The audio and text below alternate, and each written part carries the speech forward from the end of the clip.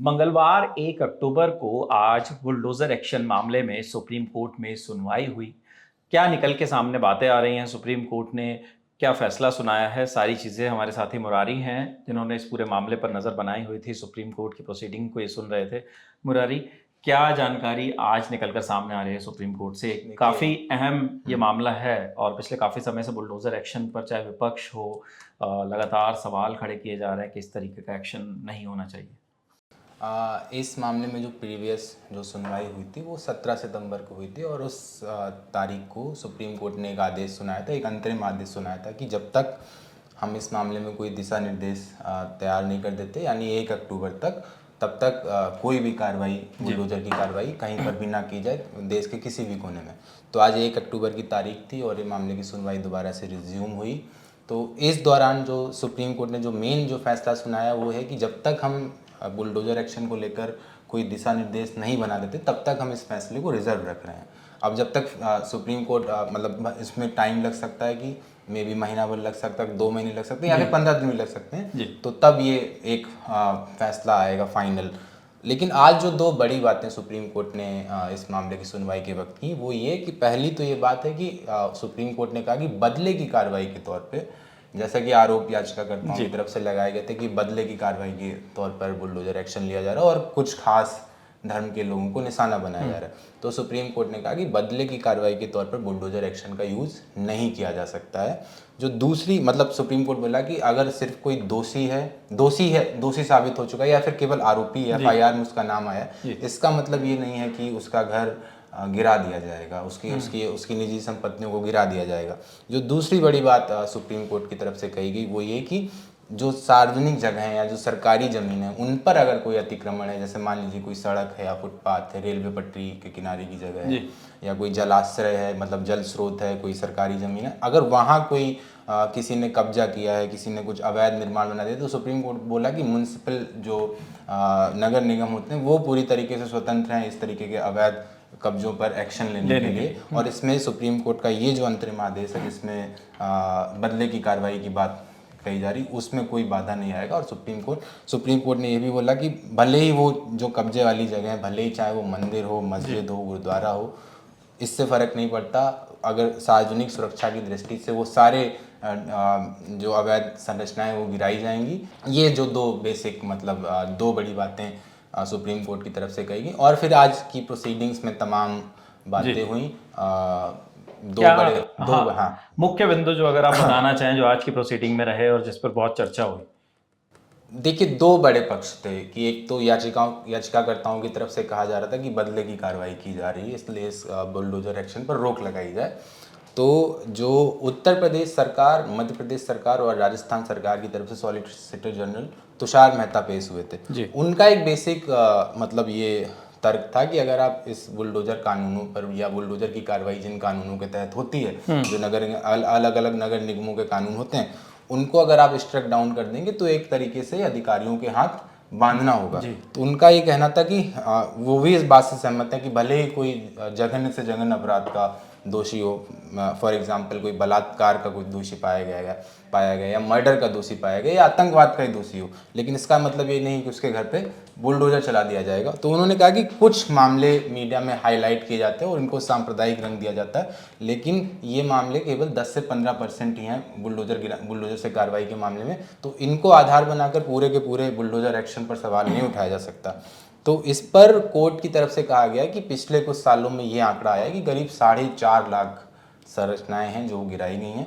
ये सिर्फ कुछ मामले नहीं हैं। फिर इसमें तमाम बातें हुई।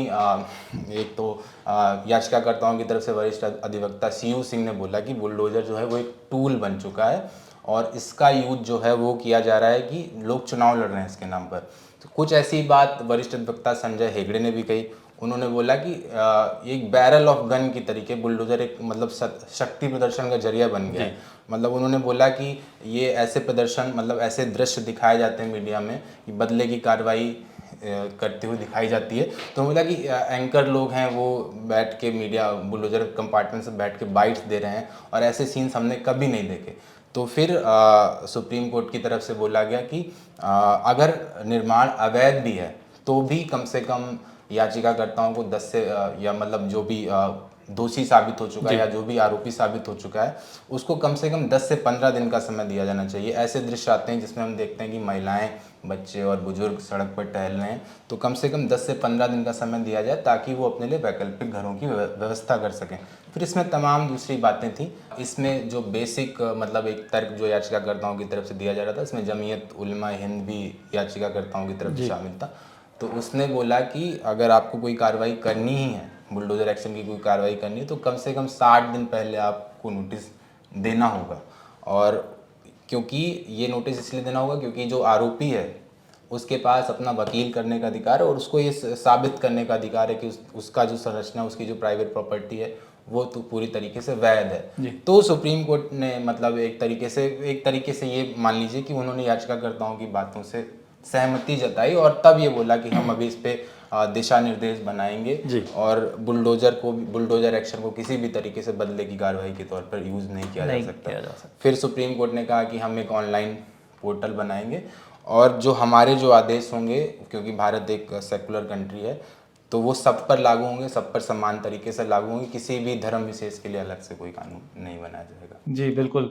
तो इस चीज से एक चीज तो मुरारी साफ हो गई है कि जब तक गाइडलाइंस नहीं बनती तब तक कोई कार्रवाई बुलडोजर की नहीं हो सकती। और एक और बड़ी चीज जो सुप्रीम कोर्ट ने कही कि अगर तोड़फोड़ की जाती है तो पीड़ित की जो प्रॉपर्टी है उसका रिकंस्ट्रक्शन करना होगा और उनको मुआवजा भी दिया जाएगा। वो इन केस में है कि मतलब सुप्रीम कोर्ट ने बोला कि हमारा जो अंतरिम आदेश है उसके खिलाफ अगर कोई भी जाएगा तो इसको अवमानना माना जाएगा। और अगर कोर्ट की अवमानना होती है तो ये मतलब कोर्ट की अवमानना को बहुत बड़ा मतलब एक वो समझा जाता है। एक तरीके से आप ये मान लीजिए कि ये एक बड़ा सा एक क्राइम माना जाता है। तो वो अगर कोर्ट की अवमानना होती है तो फिर उसकी भरपाई पूरी तरीके से जो कंसर्न अथॉरिटीज़ हैं उनको करनी होगी। यहाँ पर मैं एक पॉइंट और मतलब वो रेखांकित करना चाहूँगा कि जब सुनवाई हो रही थी तब जो याचिकाकर्ताओं की तरफ से वरिष्ठ अधिवक्ता CU सिंह ने बोला कि नोटिस वोटिस देने का तो कोई पालन ही नहीं हो रहा है और जो म्यूनिसिपल जो नगर निगम के जो कानून है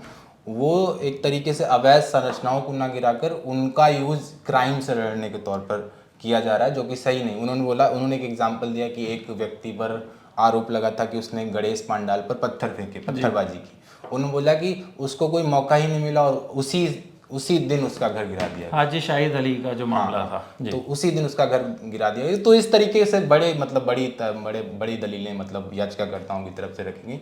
वहीं दूसरी तरफ जो सॉलिसिटर जनरल तुषार मेहता वो इस बात पर जोर देते रहे कि ये कार्रवाइयाँ पूरी तरीके से संविधान सम्मत हैं, कानून सम्मत हैं।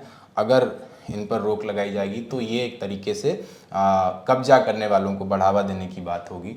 तो लेकिन सुप्रीम कोर्ट की तरफ से बार बार यही कहा जा रहा था कि अगर राज्य सरकारें बदले की कार्रवाई के तौर पर बुलडोजर एक्शन का यूज़ कर रही हैं तो ये एक तरीके से संविधान की मूल भावना के खिलाफ है। बिल्कुल मूल भावना के खिलाफ है संविधान की। तो ये सारी बातें आज सुप्रीम कोर्ट में हुई, बुलडोज़र एक्शन पर कार्रवाई थी। जब तक गाइडलाइंस नहीं बन जाती तब तक कोई एक्शन नहीं होगा। हमारे साथी मुरारी जिन्होंने पूरे मामले को देखा समझा, आपको बताया। आगे जो भी अपडेट्स आते हैं इस कार्रवाई से जुड़े हुए वो आपको बताएंगे। सुप्रीम कोर्ट की अगली सुनवाई के बाद वहाँ जो कुछ चलेगा वो भी आपको बताएंगे। बाकी सभी खबरों के लिए ललन टॉप देखते रहिए। शुक्रिया।